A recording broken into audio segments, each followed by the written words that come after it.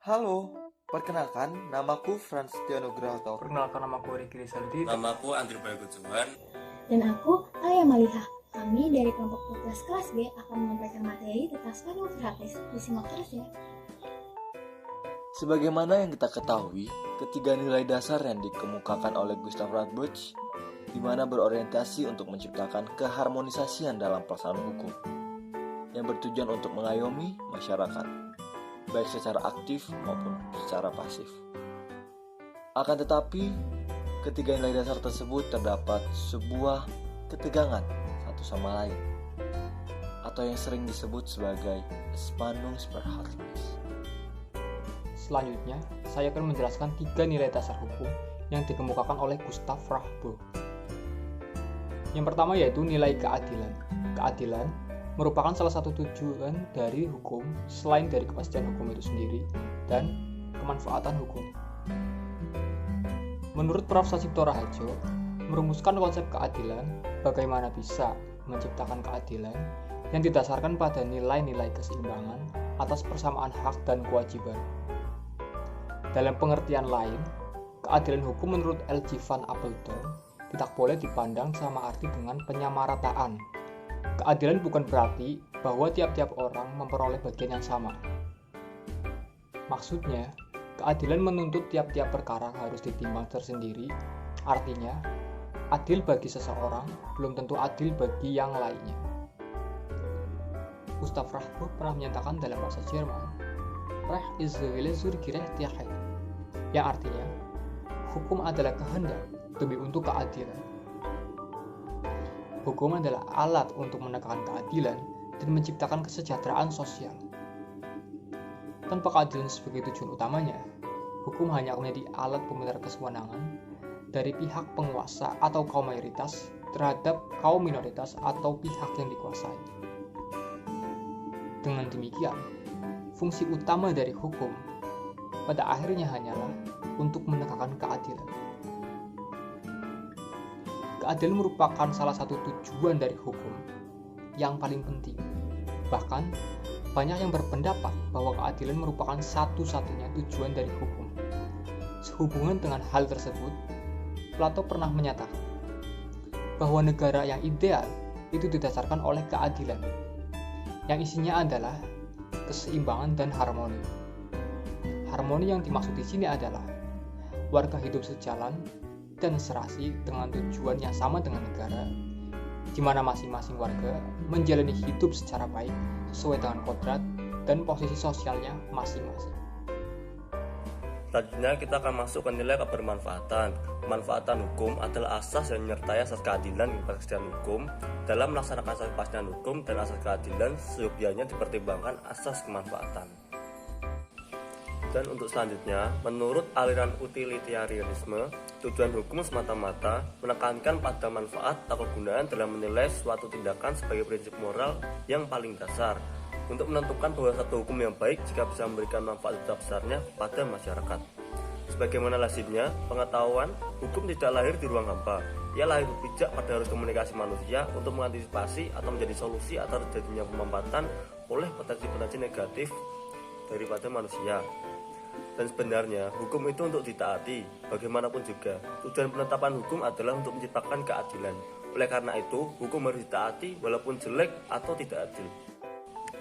Menurut Prof. Sasito Raharjo, beliau mengatakan bahwa hukum untuk manusia, bukan manusia untuk hukum.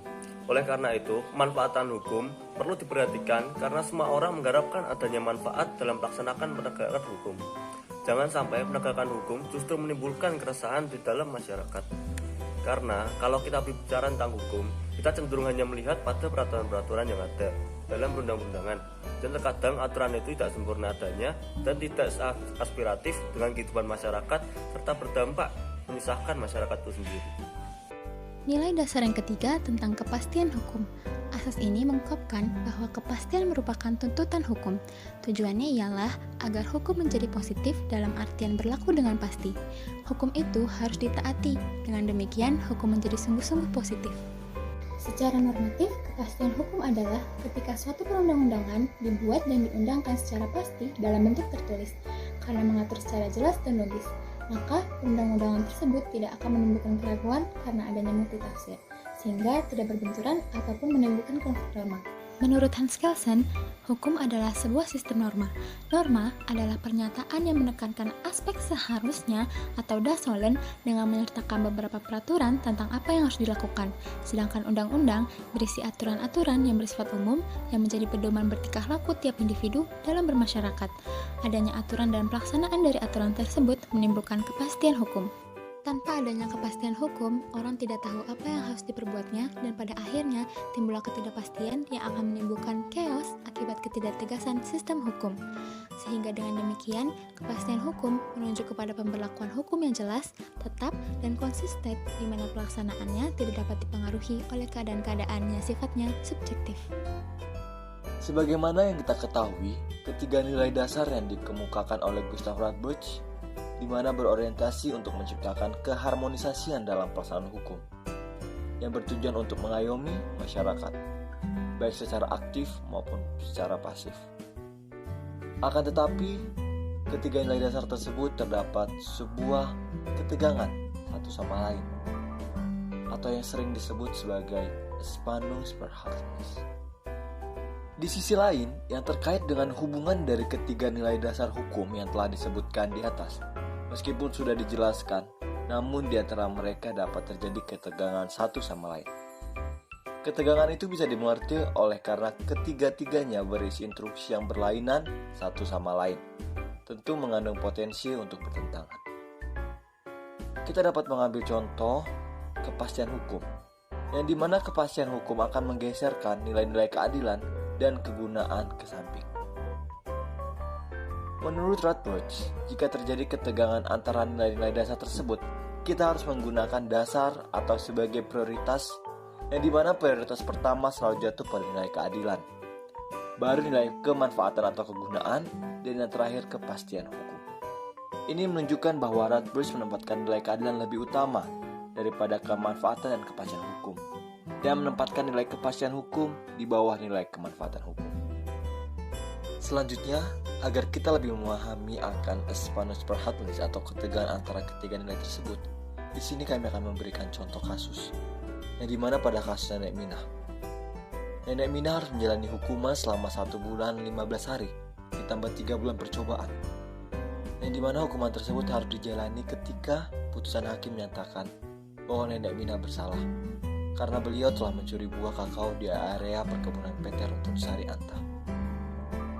Kita bisa melihat dari kasus tersebut terdapat ketegangan di antara ketiga nilai, yang dimana berdasarkan nilai kepastian hukum, memang putusan tersebut memberikan jawaban yang memuaskan. Akan tetapi dari segi nilai keadilan, perasaan keadilan masyarakat tentu akan menjadi persoalan. Begitupun dengan nilai kebermanfaatan, yang dimana seharusnya hukum bermanfaat bagi masyarakat, akan tetapi pada kasus tersebut kebermanfaatan hukum dikesampingkan demi menegakkan kepastian hukum. Itulah yang dimaksud dengan Spannungsverhältnis, di mana jika kita ingin memprioritaskan satu nilai, maka nilai yang lain akan dikesampingkan. Baiklah, di sini saya akan memberikan kesimpulan mengenai paparan video yang telah dikemukakan oleh rekan-rekan saya, bahwa dapat dilihat dari ketiga nilai hukum yang telah dipaparkan memiliki tujuan atau pandangan masing-masing, yang dimana tujuan atau pandangan tersebut memiliki perbedaan, yang tentu akan menyebabkan ketegangan antara ketiga nilai tersebut, atau yang sering disebut sebagai Spannungsverhältnis. Oleh sebab itulah Gustav Radbruch memprioritaskan dengan mengutamakan nilai keadilan untuk menyelesaikan sebuah perkara, lalu dilanjutkan dengan nilai kebermanfaatan serta nilai kepastian hukum. Kita bisa melihat pada kasus Nenek Minah, yang dimana pada kasus tersebut memprioritaskan atau mengutamakan nilai kepastian hukum. Dengan begitu nilai keadilan dan kebermanfaatan akan dikesampingkan. Hal itu tentu bertentangan dengan asas yang dikemukakan oleh Prof. Cipto Harjo, bahwa sejatinya hukum untuk manusia, bukan manusia untuk hukum.